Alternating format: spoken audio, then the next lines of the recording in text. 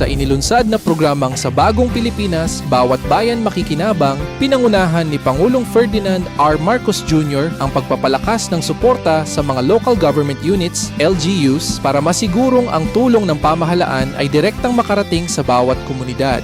Sa ilalim ng 2026 na General Appropriations Act, inilaan ang pinakamalaking Local Government Support Fund sa kasaysayan ng bansa na umaabot sa 57 bilyong piso. Bahagi nito ay ang panukalang nationwide rice distribution, kung saan ang mga kwalipikadong pamilya ay maaaring makatanggap ng 10 kilo ng bigas sa loob ng 6 na buwan kada taon. Layunin ng programa na masigurong ang pag-unlad ng ekonomiya ay maramdaman sa bawat tahanan, mula sa pagkain, edukasyon, kalusugan hanggang sa kabuhayan. Sa bawat kalsadang inaayos, sa bawat health center na binubuksan, at sa bawat proyektong inihahatid sa komunidad, ang tanong ng mamamayan, sino ang naglatag ng direksyon at sino ang tunay na nakinabang? Sa direktiba ni Pangulong Ferdinand Bongbong R. Marcos Jr., malinaw ang plano, ipahatid ang tulong, serbisyo at proyekto diretso sa tao sa pamamagitan ng Local Government Support Fund o LGSF. Sinisiguro ng Pangulo na ang kaunlaran ay mararamdaman ng bawat Pilipino. Ang LGSF ay pondong inilaan upang tulungan ang mga probinsya, lungsod, munisipyo at barangay na ipatupad ang mga proyektong kailangan ng kanilang komunidad. Inuutos din ng Pangulo na pabilisin ang pag-download ng pondo sa ating mga LGUs. Sa pamamagitan ng Ugnayang Bayan Portal, direktang makapagsusumite ng budget request ang bawat LGU. Walang middleman, kaya't mas mabilis. Walang surprise projects. Lahat ng proyekto ay base sa tunay na pangangailangan ng komunidad. Katulong ang DILG at sa pakikipagkapit-bisig ng mga civil society organizations at mga local government leagues at associations. Mahigpit na imomonitor ang mga proyekto upang siguruhin na ang pondo ng bayan ay nagagamit ng wasto at kapaki-pakinabang. Sa LGSF, pangako ng Pangulo ang pondong ramdam sa komunidad at ginhawang makakamit ng bawat Pilipino. Hindi ito basta dagdag pondo. Ito ay malinaw na desisyon ng Pangulo na palakasin ang lokal na pamahalaan bilang pangunahing katuwang sa pag-unlad ng bansa. Sa LGSF, direkta ang daloy ng pondo sa LGU. Ang LGU ang nagpaplano, ang LGU ang nagre-request, ang LGU ang nagpapatupad, at ang mamamayan, direktang nakikinabang. Dahil sa bagong Pilipinas, bawat bayan makikinabang. Today, this administration launches Sa Bagong Pilipinas, Bawat Bayan Makikinabang, an initiative anchored on the principle that our local government must be empowered to respond to the needs of the people. Bilang local chief executive, kayo ang unang nakakaramdam ng problema at unang nakakarinig ng mga hinaing. Dahil kayo ang nakakaalam ng tunay na kalagayan sa inyong komunidad, sa inyo nagsisimula ang pagbabago. For more than 3 decades, the Local Government Support Fund, or LGSF, aside from the national tax allocation, has served as the bridge between national and local government and local communities. Ang mga proyektong pinondohan ng LGSF ay agarang naghatid ng suporta at ginhawa sa ating mga kababayan. Ilan sa mga ito, ang pagsemento ng Farm to Market Road, halimbawa sa Barangay Putlan, sa Nueva Ecija, ang pagsasagawa ng school building sa Kamuning Elementary School, sa Kamsur. Nakapaghatid din tayo ng kuryente gamit ang renewable energy sa Barangay Sayon at sa Agusan del Sur. At napaayos natin ang gigagwit waterways system sa Surigao del Norte. However, In the past, it worked mainly as, shall we say, a demand-driven system. Inilalabas lamang ang pondo kapag ang lokal na pamahalaan ay nakapag-submit ng lahat ng requirement para sa panukalang proyekto. Hindi maikaila na minsan mahirap at mabagal ang proseso, kung minsan pa nawawala yung request, lalo na sa mga maliliit at malalayong mga LGU. Nakakagulat, nawawala yung request. Bakit kaya yun? Kaya inutos ko at natutukan ang mga problemang ito. Nagsagawa tayo ng malawakang konsultasyon kasama ang Union of Local, ang ULAP, the League of Municipalities of the Philippines, League of Cities ng buong Pilipinas, upang tukuyin kung anong mga hakbang ang kailangan natin gawin.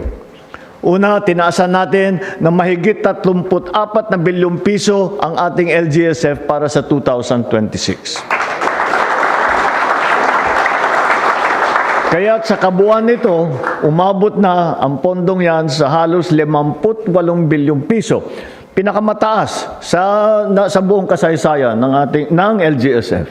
Bukod pa riyan, pinabilis at pinadiretso na natin ang pagdating ng LGFF sa bawat lokal na pamahalaan. Ginawa namin to dahil sa pagkilala na ang pangangailangan ng tao, gaano man kaliit o gaano kalaki, ay hindi pa nag-aantay pa.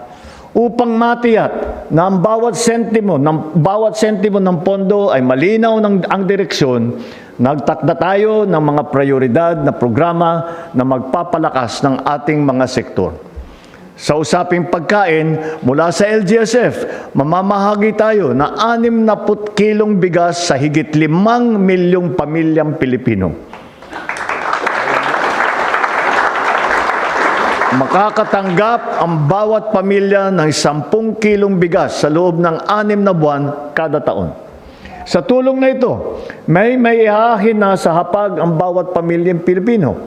Mas magiging maayos ang nutrition ng ating mga kabataan at kahit papano'y gagaan ang gastusin sa araw-araw. Popondohin din natin ang pagtatayo ng mga ospital at health station. Sisikapin na magdagdag ng mga medical equipment upang maging mas abot kamay ang serbisyong medikal. Inaasahan nating mababawasan ang pag-aalala ng mga Pilipino sa kanilang kalusugan. Kailangan na rin nating paigtingin ang ating paghahanda laban sa mga sakuna na pinalala ng climate change. Bibigyan natin ng suporta ang ating mga kababayan upang magkaroon ng multipurpose hall, sports facilities, iba pang mga pasilidad na maaaring magamit bilang evacuation center. At iba na ang disenyo nito upang kaya na kahit na gaano kalakas ang bagyo o lindol na dumating sa atin. Magsisilbi ito na lugar para sa pagkatuto, pagsasanay ng mga atleta, ligtas na mga masisilungan tuwing may sakuna. Susuportahin din natin ang pagsasagawa ng farm-to-market road at local road network upang mapabilis ang galaw ng mga produkto, ng serbisyo at ng mga mamamayan. Makakatulong ito upang bumaba ang presyo ng mga bilihin at tumaas naman ang kita ng mga nagsasaka. At patuloy din natin isinasaayos ang mga water supply system at electrification project. Mababawasan ito ang pangamba ng ating mga kababayan kung saan kukuha ng malinis na tubig o kaya naman kung ligtas ba ang kanilang komunidad pagkagabi.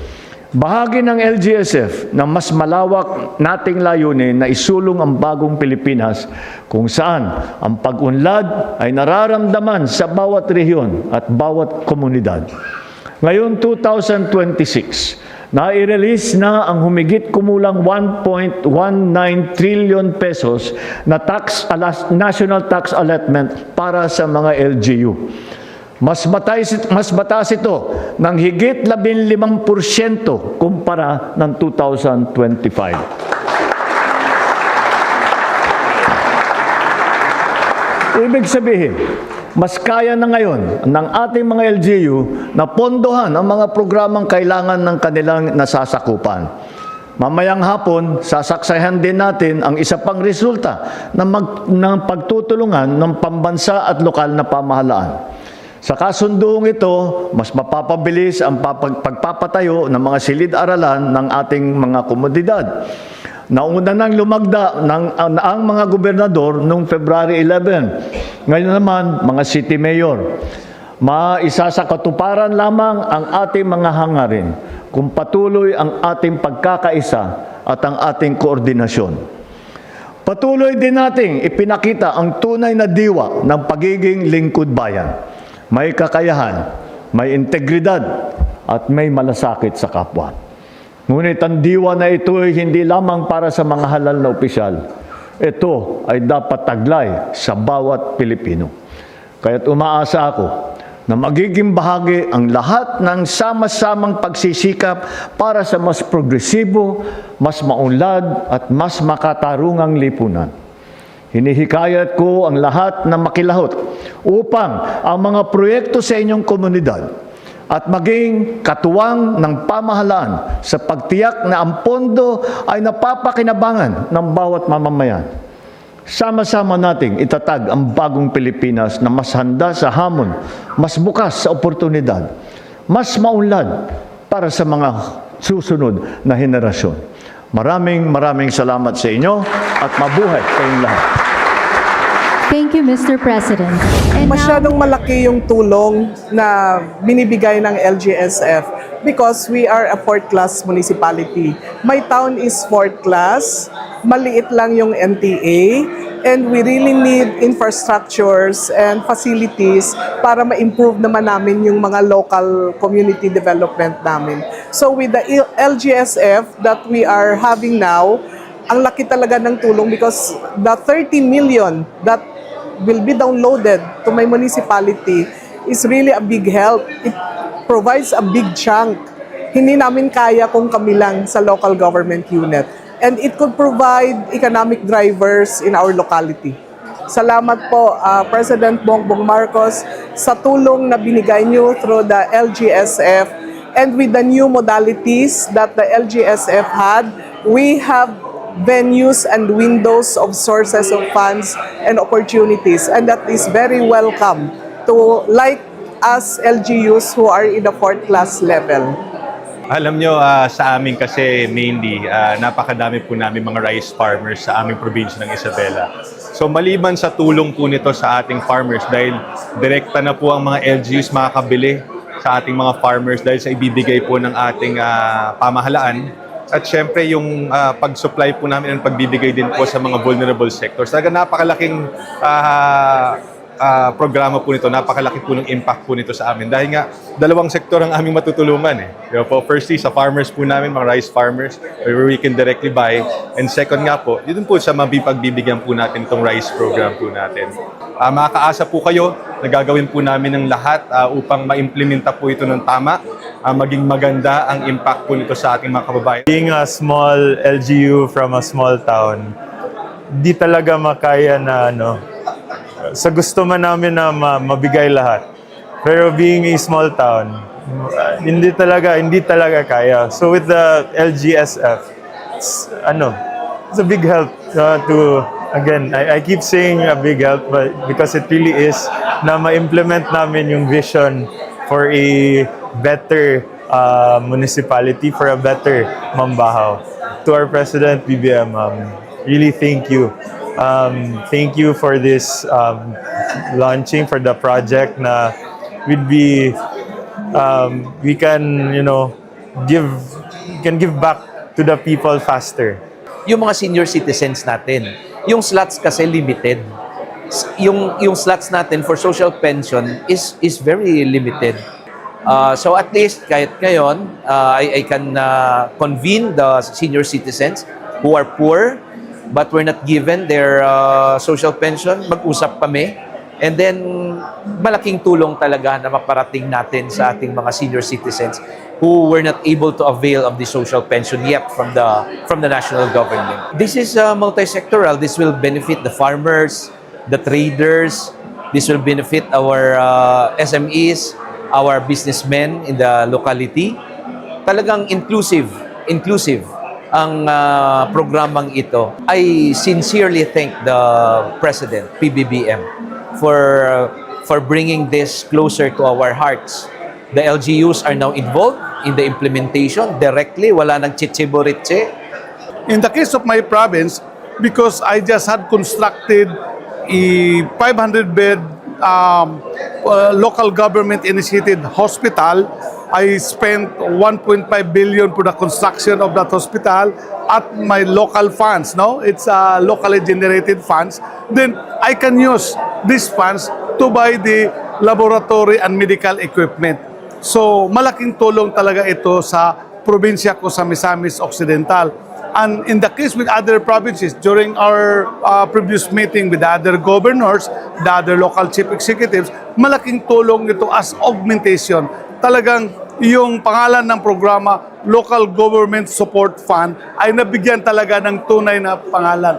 Mr. President, sir, thank you very much for this opportunity that you have given to the different local government units in accessing government funds without the tedious bureaucracy. With this, mapabilis yung serbisyo natin sa tao. Definitely, it's going to be a big help, especially sa amin sa Cebu.